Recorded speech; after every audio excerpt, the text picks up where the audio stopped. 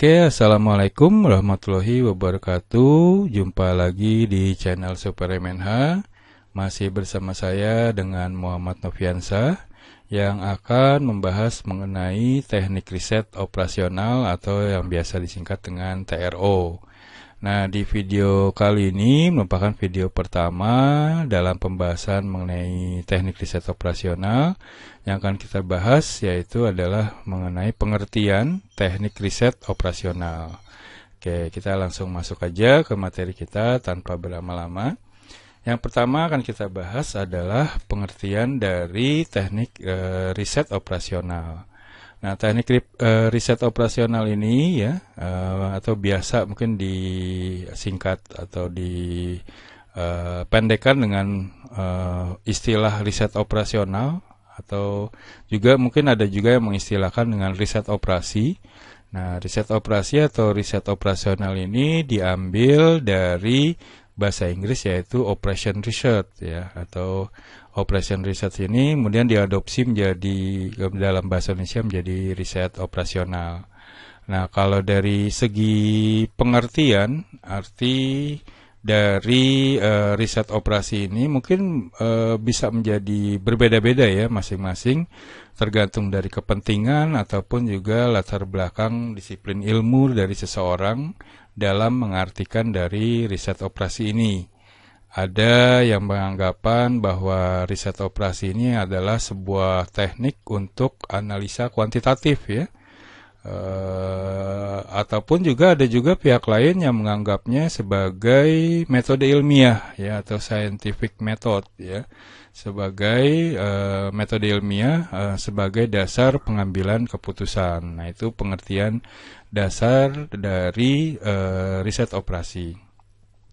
Namun kita lihat sini ada beberapa pakar yang mendefinisikan dari riset operasi ini. Ya, ada beberapa, kita lihat beberapa pengertian dari pakar-pakar yang mendefinisikan riset operasi. Yang pertama dari Morse dan Kimball. Morse dan Kimball dia mengartikan riset operasi itu sebagai metode ilmiah yang memungkinkan para manajer mengambil keputusan mengenai kegiatan yang ditangani dengan dasar kuantitatif.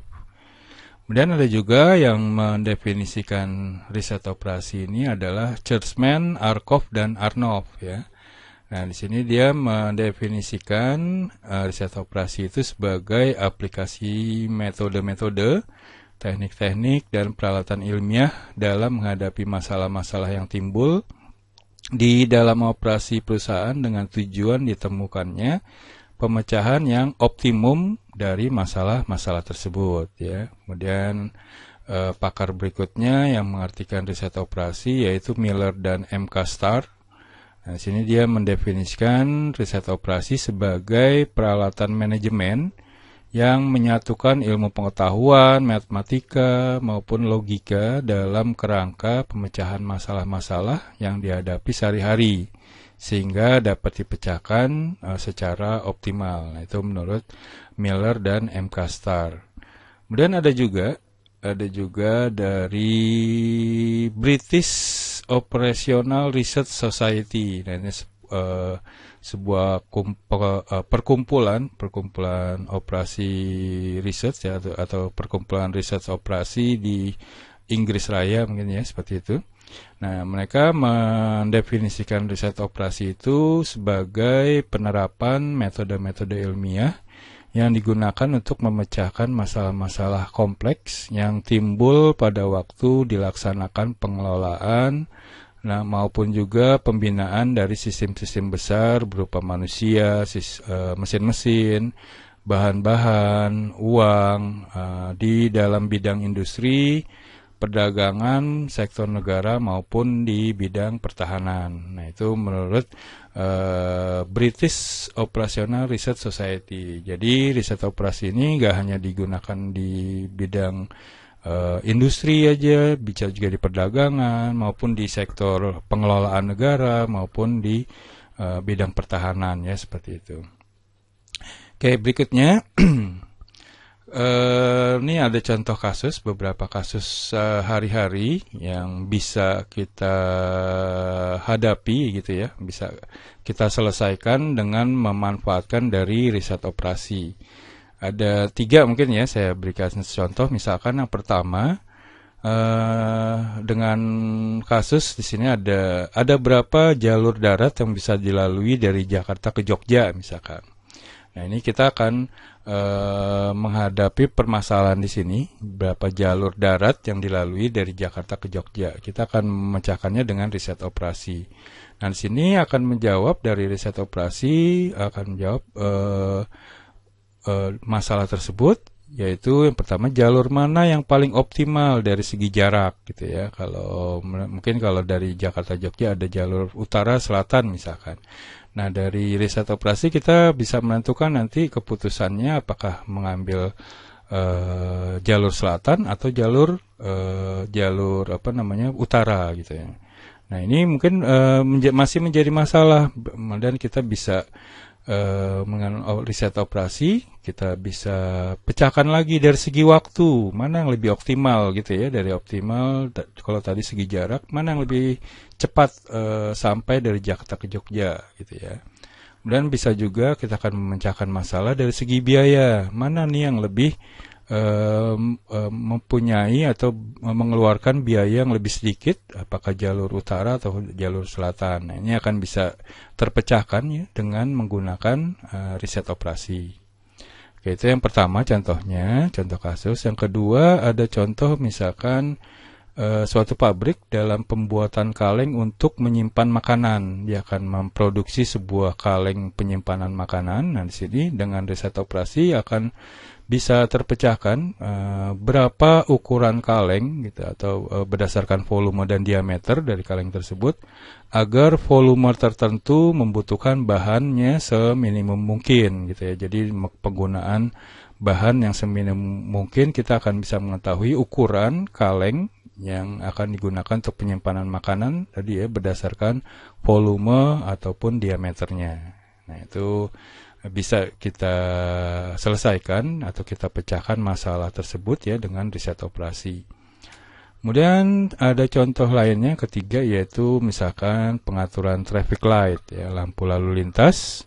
Nah, di sini bisa terpecahkan dengan riset operasi, misalkan akan menjawab dari berapa lama lampu hijau harus menyala pada setiap sisi ya, mungkin sisi dari suatu perempatan jalan gitu ya, atau simpang jalan, agar antrian kendaraan itu bisa seminimum mungkin, atau bisa juga agar tidak terlalu panjang antreannya gitu ya, agar tidak menyebabkan kemacetan.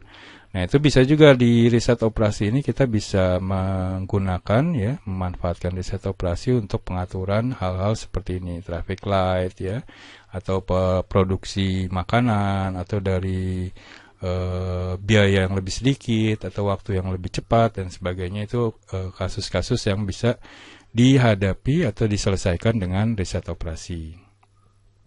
Oke, kita lanjut. Nah, tadi dari beberapa definisi yang diberikan oleh pakar ya mengenai riset operasi, bisa kita tarik kesimpulan di sini bahwa riset operasi itu merupakan suatu alat bantu ya, alat bantu bagi pengambil keputusan atau decision maker ketika dia menjumpai masalah-masalah dalam operasi di suatu perusahaan, untuk mengambil keputusan, dalam hal ini keputusan secara optimal dan bersifat kuantitatif ya, yang bisa diukur dalam hal ini. Nah, kalau kita lihat mengambil keputusan secara optimal. Nah, apa yang disebut dengan optimal di sini ya? Yang disebut dalam optimal itu adalah yang menerapkan prinsip-prinsip yang disebut dengan maksimin ya. Maksimin itu memaksimumkan revenue itu pendapatan yang minimal. Jadi prinsip optimal itu maksimin memaksimalkan pendapatan yang minimal. Jadi kita meningkatkan pendapatan yang minimal ditingkatkan. Itu disebut dengan prinsip maksimin, ataupun juga prinsip minimax ya.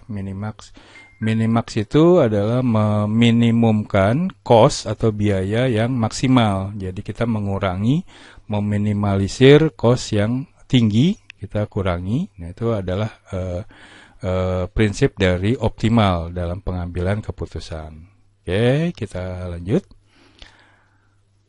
Berikutnya kita masih dalam pembahasan riset operasi. Nah, riset operasi ini kadang-kala bisa dipandang sebagai sebuah ilmu atau suatu ilmu, atau juga bisa dipandang sebagai suatu seni. Nah, kita lihat.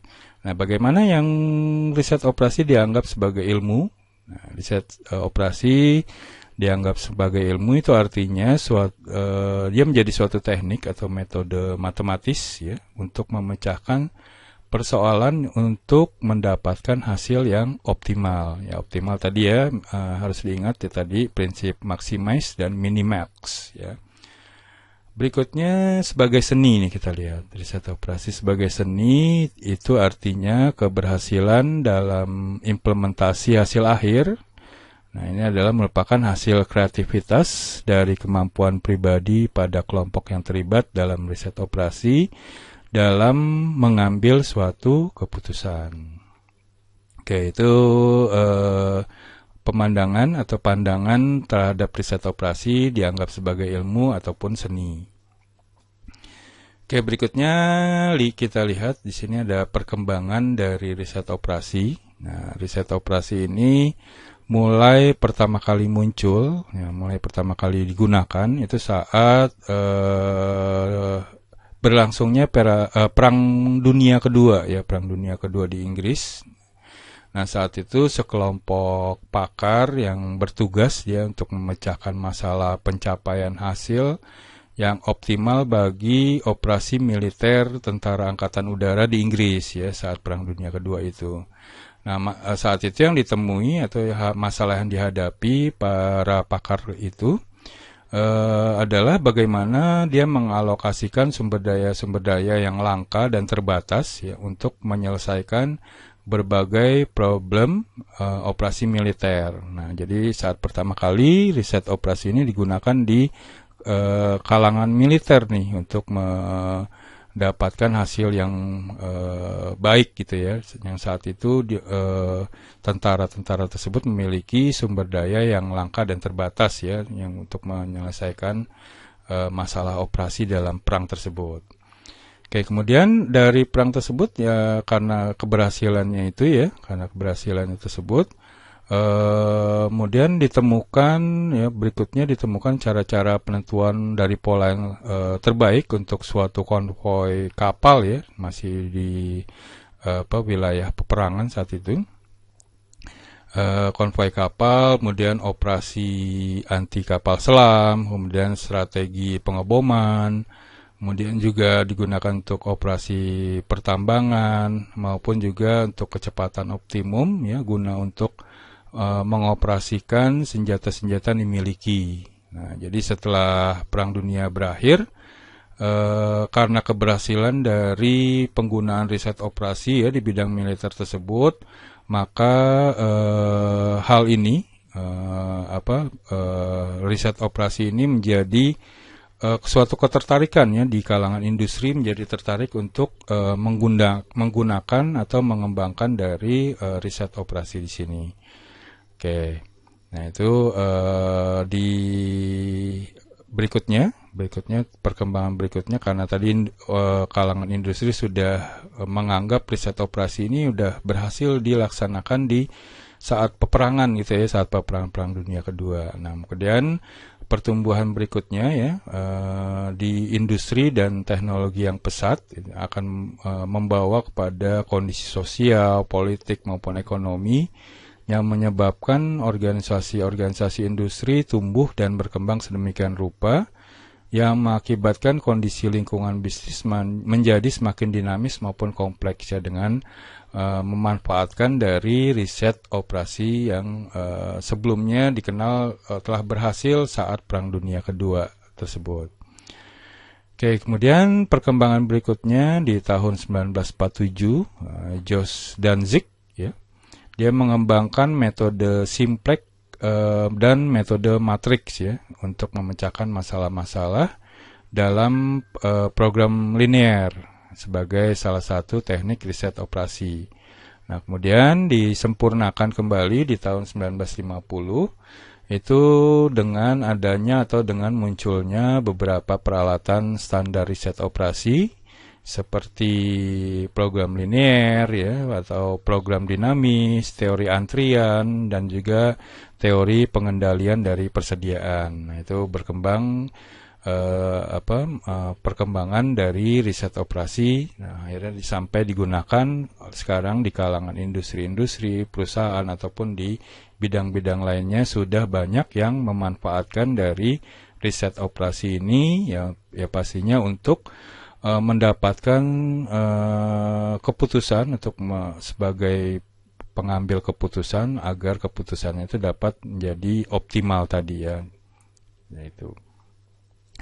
Oke, berikutnya kita masuk ke manfaat teknik riset operasi. Nah, manfaat-manfaat apa nih yang didapat dengan adanya teknik riset operasi atau memanfaatkan teknik riset operasi di segala bidang tertentu ya, segala bidang yang menggunakan dari teknik riset operasi ini. Yang pertama dalam proses produksi, manfaatnya dengan bahan mentah yang serba terbatas, harus dibuat produk sehingga dapat dicapai jumlah hasil penjualan yang maksimal. Jadi dengan teknik riset ini, produksi dengan bahan mentahnya yang terbatas, ya, itu dapat dicapai hasil penjualan yang maksimal. Nah, itu bisa dimanfaatkan teknik riset operasi ini untuk mendapatkan hasil yang diinginkan tersebut.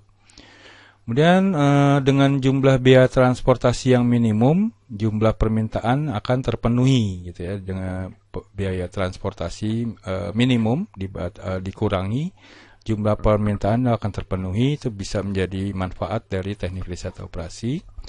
Kemudian dicapainya jumlah stok yang optimum ya, dengan biaya yang minimum. Nah, itu salah satu manfaat menggunakan dari atau memanfaatkan riset operasi ini. Kemudian suatu proyek harus selesai dalam waktu yang secepat mungkin ya. Walaupun sudah suatu proyek misalkan sudah ditetapkan timelinenya, tapi dengan teknik riset ini bisa membantu membuat suatu timeline dari suatu proyek agar bisa selesai proyek tersebut dalam suatu waktu yang secepat mungkin ya dengan memanfaatkan riset operasi ini. Kemudian manfaat lainnya yaitu dengan jumlah pemberi pelayanan yang terbatas harus dicapai pemberian pelayanan dalam waktu minimum. Nah, ini untuk bidang jasa ya misalkan. Nah, itu juga memanfaatkan riset operasi ini nih agar pemberian pelayanannya itu bisa dapat dicapai dalam waktu yang minimum. Mungkin kalau kita misalkan di bank gitu ya, kita berurusan dengan masalah keuangan di bank, itu biasanya akan dilayani dengan secepat mungkin ya, dengan waktu yang minimum, tapi solusi yang didapatkan itu akan tercapai. Nah, itu dengan bagaimana itu didapatkan suatu keputusan tersebut ya pastinya dengan memanfaatkan dari riset operasi ini. Oke, berikutnya kita masuk ke manajemen sains. Manajemen sains ini ya. Nah, manajemen sains ini merupakan ilmu yang mengajarkan bagaimana menerapkan ilmu sains ya dalam kegiatan manajemen dengan tujuan mempermudah bisnis, kemudian meminimalisasi biaya yang harus dikeluarkan dan juga digunakan untuk meningkatkan dari suatu keuntungan. Nah, sini pendekatan ini dia berhubungan dengan model-model logika matematika yang digunakan untuk mempelajari aspek-aspek problem-problem atau masalah yang dapat ditangani secara kuantitatif ya umumnya. Nah, langkah-langkahnya bagaimana dalam manajemen sains? Nah, langkah-langkahnya ada 4 ya. Yang pertama itu adalah observasi dan pengamatan. Observasi dan pengamatan ini. Nah, di tahap ini analisis mengadakan penelitian terhadap situasi yang dihadapi untuk merumuskan problem, ya, merumuskan masalah atau masalah yang sedang dihadapi, kemudian diidentifikasi terhadap semua fakta maupun hubungan-hubungan dari masalah tersebut yang ingin dicari solusinya. Nah, langkah berikutnya yaitu adalah perumusan model. Nah, perumusan model ini konstruksi model ya bisa dikatakan ini merupakan hasil dari identifikasi terhadap hubungan antara variabel-variabel yang ada maupun batasan-batasan atau yang disebut dengan constraint ya, yang bersangkutan dengan problem yang ada. Nah, sistem informasi model tersebut bisa berupa grafik, peta arus, kemudian peta organisatoris, kemudian laporan statistik. Nah, itu di perumusan model. Kemudian langkah berikutnya yang ketiga adalah pengujian model yang bersangkutan. Nah, di sini model diuji berulang kali ya, nggak cukup cuma sekali, dia diuji berulang kali sebelum digunakan sebagai dasar untuk pengambilan keputusan. Nah, fungsi pokok dari model adalah kemampuan prediksinya dan data yang dikumpulkan, nah, serta dimanipulasi ya data tersebut melalui model guna menguji dari efektivitasnya. Kemudian langkah keempat yaitu adalah penerapan atau implementasi. Nah, model sini diterapkan guna memberikan informasi kepada pihak-pihak manajemen dalam rangka pengambilan keputusan. Oke, berikutnya kita lihat di dalam tahapan penerapan ini di langkah keempat ini ya, untuk analisis kuantitatif. Tahapannya dalam penerapan analisis kuantitatif kita lihat yang pertama, tahapan pertama adalah perumusan masalah. Nah, di sini di tahapan perumusan masalah ini pihak manajemen harus menentukan variabel-variabel mana yang merupakan variabel keputusan atau disebut decision variables, kemudian variabel independent, variabel dependent, kemudian variabel intervening, batasan-batasan, sasaran-sasaran, dan lain sebagainya. Kemudian tahapan kedua yaitu konstruksi model. Nah, di sini tahap ini manajemen menentukan waktu kapan model akan digunakan, baik itu data input, data output, elemen-elemen statis dan dinamis, juga hubungan-hubungan ilmu pasti antar elemen tersebut. Itu tahap kedua. Nah, tahap ketiga perbaikan analisis. Nah, tahap ini pihak manajemen perlu memilih metode-metode pemecahan lain, analisis sensitivitas, ya, perubahan model, dan model yang realistik. Dan tahapan keempat yaitu adalah implementasi dan penambahan. Nah, sini tahapan ini manajemen perlu mengidentifikasi dari sejak awal pelaksanaan proyek, ya, orang-orang yang berkepentingan dalam hal ini stakeholder, pendampingan maupun penyesuaian keadaan yang berubah. Nah, itu 4 tahapan penerapan dari analisis kuantitatif. Oke, berikutnya kita lihat dari teknik-teknik riset operasi di sini. Yang pertama ada teknik riset operasi yang nggak asing ya, mungkin ya. Di sini ada disebut dengan linear programming. Nah, linear programming ini, program ini memuat metode penggunaan grafik, simplex, maupun dualitas yang digunakan pada proses alokasi. Yang kedua adalah metode transportasi. Nah, di sini persoalan ini merupakan bagian khusus dari proses alokasi tadi. Di sini dengan menggunakan metode stepping stone, bisa juga metode modify distribution, maupun Vogel's approximation method. Nah, itu teknik yang kedua ya. Kemudian yang ketiga ada teknik penugasan. Nah, teknik penugasan ini, metode ini atau model ini berhubungan dengan penugasan optimal dari bermacam-macam sumber yang produktif. Kemudian ada teknik yang keempat yaitu decision theory. Nah, decision theory ini berhubungan dengan problem-problem keputusan. Nah, ciri penting dari teori keputusan ini adalah akibat dari tindakan. Nah, umumnya itu tidak diketahui ya, akibat dari tindakan tersebut umumnya tidak diketahui. Dalam hal ini peluang dihubungkan dengan bermacam-macam keadaan. Nah, kita dapat menunjuk keputusan tentang kepastian, resiko, maupun ketidakpastian. tergantung pada seberapa banyak kita mengetahui dari keadaan. Kemudian teknik yang kelima adalah network planning. Nah, teori network planning ini dia memuat persoalan-persoalan serta pemecahan dari proyek manajemen yang menyangkut perencanaan serta penjadwalan. Nah, di sini dengan menggunakan metodenya bisa ada critical path method ataupun metode algoritma, bisa juga perpendekan waktu proyek, kemudian penafsiran jangka waktu maupun biaya proyek. Nah, itu yang kelima. Nah, keenam tekniknya yaitu adalah perencanaan kebutuhan bahan. Nah, di sini metode yang bisa digunakan ada economic order quantity, ada reorder point, ada model penyeimbangan biaya total, maupun dari metode buffer stock. Nah, itu bisa digunakan untuk teknik perencanaan kebutuhan bahan. Itu ada 6 ya, umumnya ada yang umum dari teknik-teknik riset operasi ini.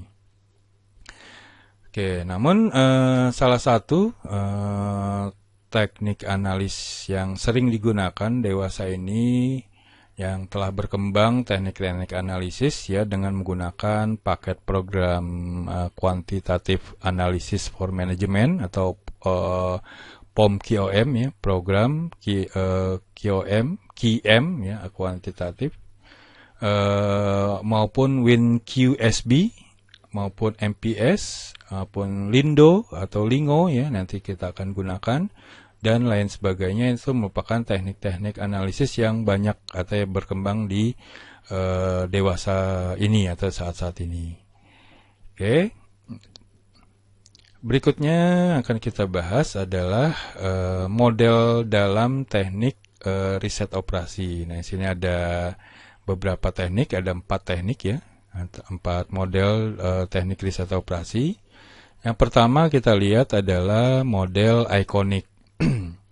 Nah, model ikonik ini dari bahasanya kita bisa lihat dia merupakan tiruan fisik ya, tiruan fisik seperti bentuk aslinya dalam skala kecil. Nah, ini contohnya mainan anak-anak atau misalkan maket dari sebuah rumah gitu ya, gedung dan sebagainya. Kemudian foto ataupun yang lain sebagainya. Nah, itu dengan menggunakan model icon, sini ikonik ya. Dan model yang kedua yaitu adalah model analog. Nah, ini kita dengan menggunakan analogi ya. Nah, di sini suatu bentuk suatu yang bentuk fisiknya berbeda gitu ya, tapi mempunyai sifat yang sama dengan model sebenarnya ya, seperti analog gitu ya, analogi. Nah, model analog ini dia lebih abstrak dibanding model ikonik ya, karena tidak kelihatan sama antara model maupun dunia nyata. Nah, contohnya berupa kurva permintaan ya, biasa ditaruh di dinding-dinding di suatu proyek atau di suatu perusahaan, atau peta gitu ya. Nah, itu sebagai analog dari lokasi suatu proyek misalkan dan lain sebagainya. Nah, itu model yang kedua, model analog. Kemudian yang ketiga adalah model simbolik. Nah, model simbolik ini adalah model yang menggunakan huruf, bisa angka-angka, ataupun simbol lainnya untuk menyajikan karakteristik sistem yang dimodelkan. Nah, kalau di sini contohnya adalah persamaan, bagan, ya, kalimat-kalimat tertulis, ya, dan sebagainya. Nah, itu termasuk model simbolik di dalam teknik riset operasional. Kemudian terakhir yaitu adalah yang keempat adalah model matematis. Nah, di sini model yang menggunakan simbol-simbol matematis dalam hal ini, berarti bisa berupa angka dan lain sebagainya. Oke, mungkin itu aja materi kita pertama ini mengenai pengertian, ya, mengetahui seperti apa yang disebut dengan teknik riset, langkah-langkahnya, model-modelnya yang ada gitu ya, dan sebagainya udah kita bahas ya. Dalam video kali ini, semoga bisa menambah wawasan atau membuka cakrawala kita dalam melakukan riset operasi untuk mengambil keputusan di bidang-bidang yang mungkin bidang-bidang yang kita geluti ya, baik itu di bidang industri atau sampai tadi bidang militer, politik dan lain sebagainya, itu bisa memanfaatkan dari riset operasi ini. Oke, mungkin itu aja. Saya ucapkan terima kasih ya telah menyaksikan video ini. Semoga bisa bermanfaat dan berguna bagi yang memerlukannya. Saya ucapkan terima kasih dan jangan lupa di like dan subscribe channel saya ini ya. Jika ada video baru yang saya upload, kalian akan mendapat notifikasi terlebih dahulu. Oke, itu aja. Saya ucapkan assalamualaikum warahmatullahi wabarakatuh.